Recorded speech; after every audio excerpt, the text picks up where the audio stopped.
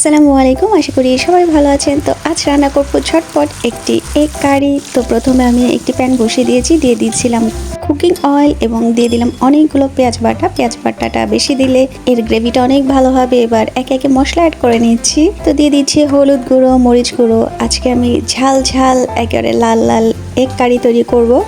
তো এবার দিয়ে দিচ্ছি ধনিয়ার গুঁড়ো এবং জিরের গুঁড়ো, সব কিছুই 1 চামচ পরিমাণে দিয়েছি। তো সব মশলা দেওয়া শেষে এবার স্বাদ অনুযায়ী তো অবশ্যই লবণ দিতে হবে। তো আমি লবণ দিয়ে দিলাম, লবণটা পরে অ্যাডজাস্ট করা যাবে, তো লবণ নিয়ে কোনো প্যারা নেই। এবার দিয়ে দিচ্ছি আদা এবং রসুন বাটা অল্প পরিমাণে।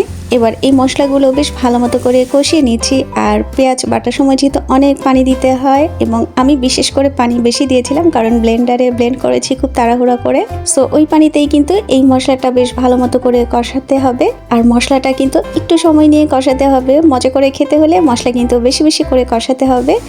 আর মশলা কষানোর মাঝখানে আমি একটি তেজপাতা 2 টুকরো করে দিয়ে দিলাম এবং আবারও মশলাটা আমি বেশ ভালো মতো করে কষিয়ে নিয়েছি। নর্মালি যে হোটেলগুলো থাকে, ফুড হোটেল, সেই হোটেলগুলোতে কিন্তু মশলাটা এইভাবে কষিয়ে রেখে দেয়। দেন যখন ফিশের অর্ডার থাকে বা চিকেন বা বিফ, যে কোনো কিছুরই অর্ডার থাকে, তখন এই মশলার মধ্যে ইনস্ট্যান্টে কিছু চিকেন সিদ্ধ করে রাখে বা বিফ সিদ্ধ করা থাকে এবং ফিশটা ফ্রাই করে দেন এই মশলার মধ্যে দিয়ে কিন্তু হোটেলগুলোতে সার্ভ করে। এটা আমি আমার এক্সপিরিয়েন্স থেকে বলছি, কারণ আমি যখন পাতায়াতে গিয়েছিলাম, তো পাতায়াতে যে হোটেলটা ছিল ইন্ডিয়ান, সেই হোটেলটাই কিন্তু আমি আস্ক করেছিলাম তোমাদের এখান থেকে আমি মাছ মাংস যেটাই খাই সব কিছুরই মশলার টেস্ট একই রকম কেন।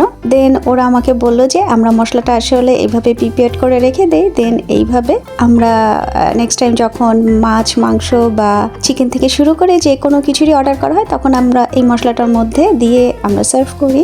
সো এবার আমি কিন্তু মশলাটা ভাজা ভাজা করে ঝোলের জন্য পানি দিয়ে দিলাম। ঝোলটা যখন বলক উঠে যাবে তখন আমি দিয়ে দিচ্ছি 4টা ডিম। আমি আজকে যেহেতু ঝটপট রান্না করব, দ্যাটস ওয়াই ডিম সিদ্ধ করে আবার ভুনা না করে এভাবে ডিমটা ভেঙে দিয়ে দিলাম। আর এই রান্নাটা কিন্তু খেতে বেশ ভালো লাগে, স্পেশালি আমার কাছে বেশ ভালো লাগে। সো এবার আমি ডিমটা দিয়ে ঢেকে দিচ্ছি। আর এই সময় কিন্তু আপনারা অবশ্যই লবণটা চেক করে দেখবেন। আমি লবণটা চেক করেছিলাম, সো মোটামুটি ঠিক ছিল, দ্যাটস ওয়াই আমি আর লবণ দেইনি। তো বেশ কিছুক্ষণ ঢাকনা দিয়ে রান্না করা শেষে ঢাকনা খুলে এবার নেড়ে দিলাম। আজকে আমি ঝোলটা কিছুটা পাতলা রাখবো, তারপরও আমি আরো 3 থেকে 4 মিনিট রান্না করছি এবং ফ্লেভারের জন্য 3 থেকে 4টি কাঁচামরিচ ভেঙে দিয়ে দিলাম। এবার আরো রান্না করছি, ঠিক 1 মিনিট পর ঝোলটা একটু গাঢ় হয়ে যাবে এবং লাল লাল হয়ে যাবে, উপরে তেলটা ভেসে উঠবে। আর এই সময় রান্নাটা চুলোর আঁচ কিছুটা কম করে করতে হবে। এই তো রেডি হয়ে গেছে, একেবারে পারফেক্ট গ্রেভি চলে এসেছে। এবার নামিয়ে নিয়েছি অ্যান্ড পরিবেশনের জন্য রেডি।